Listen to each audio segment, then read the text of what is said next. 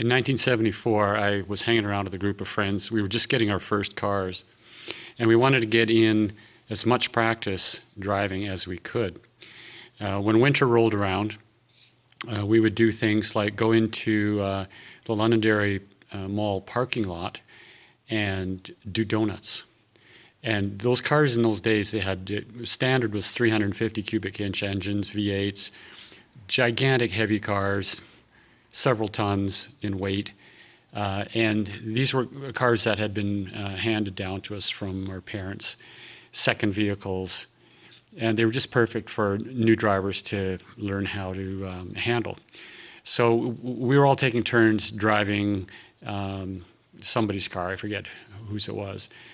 And my friends taught me how to do donuts. And now this was a snow-covered parking lot, so it's real easy to spin around. So we were doing donuts for hours till we ran out of gas. So we decided we had about three people with different cars. We had Al, he had a Pinto, brand new Pinto, and we had Dale with his Ford. I don't know if it was an LTD, something like that. And then one other person. So we made up this game called Headlight Tag. And so in Headlight Tag, what you had to do is somebody is it to begin with, and then that person has to chase the other two people around, and they had to have their headlights on the other person's back end and get within 20 feet. So we're racing around residential neighborhoods. This would be anywhere from 10 p.m. to 2 in the morning, and playing Headlight Tag and doing the best we can to drive on slippery residential roads and back alleys, trying to get the other people to be it, and then run away from them once we got them. One time I was with Dale, I think, and we crashed into a fence in a back alley.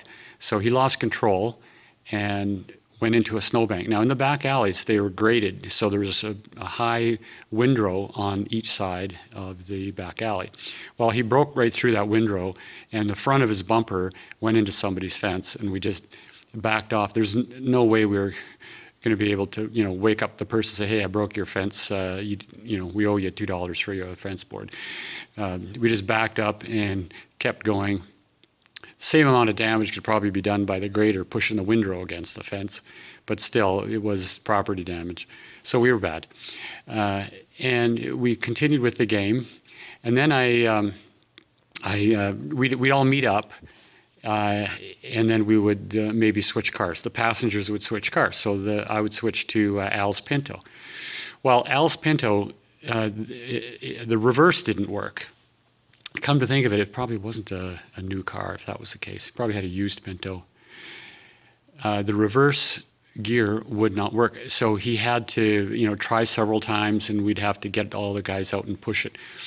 Well, Al's driving like a crazy man, trying to get away from somebody not to be tagged as it. What he does, we're in this a T intersection in the back alley, and he goes to make the corner, and he doesn't make it, so he slides. Where does he slide? He slides up a guy wire for a telephone pole that has a transformer on the top of it. If you can imagine, the guy wire is anchored in the ground, and it goes to the top of the pole, so it's at an angle. That guy wire lifted the front of his car. So he and I got out, and it's in the dark, so we don't realize there's probably a 700-pound solid copper and steel transformer on this pole that his front end of his car is yanking on, and it's whipping back and forth. What does he do? Puts it in reverse, and of course reverse doesn't work. So he and I are trapped there. So we're panicking. We're thinking that the cops are going to be on our tails in minutes. So the other guys have gone because they don't want to get tagged as it. They don't realize that me and Al are trapped. So we both get out. We can't move that car. He gets back in, tries to put in reverse while I am at the front trying to push it backwards. And he had to put it into neutral, reverse, neutral, reverse, neutral, reverse. And I kept pushing every single time. Eventually, we got the gear to just move a little bit, and the two missing teeth, we passed that dead section. He was able to engage it and pull it off. Now, when he pulled it off, that guy wire snapped back into place, and that transformer must have been whipping back and forth about 3 or 4 feet at the top of that pole. Al and I, dodged a bullet that night. We didn't realize it. That was our adventure one Saturday night in 1973, I would say. Anyway, more to come.